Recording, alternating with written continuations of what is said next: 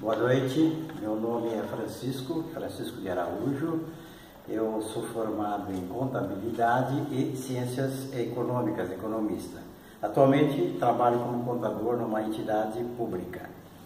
A nossa aula de hoje vai ser o curso técnico em Contabilidade, módulo 3, e a matéria será de Contabilidade Tributária 2. Nós vamos falar de despesas dedutíveis e despesas indedutíveis, que na base de cálculo do lucro real, qual a sua interferência na base de cálculo do lucro real.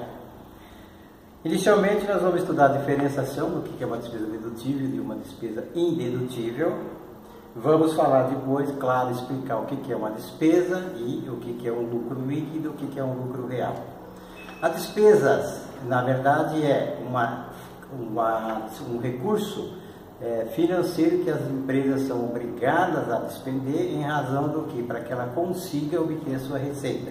Que receita é essa? Venda de produtos, venda de serviços ou prestação ou venda de mercadorias. Para que ela realize essa receita, que é a base de cálculo por imposto de renda, depois de apurado o lucro líquido, vai ser o que? Vai deduzir as despesas dedutíveis, que são as despesas operacionais necessárias à manutenção da fonte produtora. Essas despesas são normalmente as despesas de departamento de recursos humanos, departamento financeiro, departamento de compras. Sem essas despesas, claro, a empresa não consegue obter as suas receitas. Nada adianta ela produzir se ela não conseguir realizar, ter todos esses aparatos, todos esses demais departamentos no complemento do seu negócio. E ainda o que acontece? A despesa, quando ela é operacional necessária à fonte produtora, ela é o que? Uma despesa dedutível, tanto permitida para efeitos de base de cálculo do imposto de renda. Já por outro lado, a despesa indedutível ou despesa não dedutível são aquelas despesas que, embora devem ser contabilizadas, mas o imposto de renda, a legislação não aceita como uma despesa permitida, que vai fazer com que reduza o lucro real para se pagar depois o imposto de renda. E o que é lucro líquido? Lucro líquido é a receita menos as despesas, menos os custos, chega no lucro antes da tributação do imposto de renda.